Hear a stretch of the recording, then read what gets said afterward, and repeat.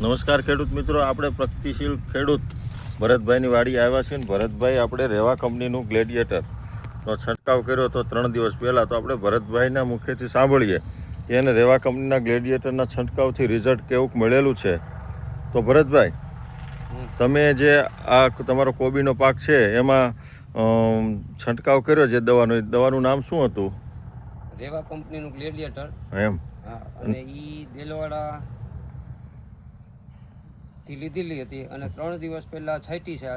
અને કોબીમાં નવી ઈયળની શરૂઆત થઈ હતી અને એમાં પણ બધી સાફ થઈ ગઈ. અને પડિયામાં અંદર ઈયળ હતી, એ અંદર પણ ઈયળ માર નાખી. એમ? હા. તમને રિઝલ્ટ કેવું કાનાથી મળ્યું છે? રિઝલ્ટ સંતોષકારક. એમ? હા.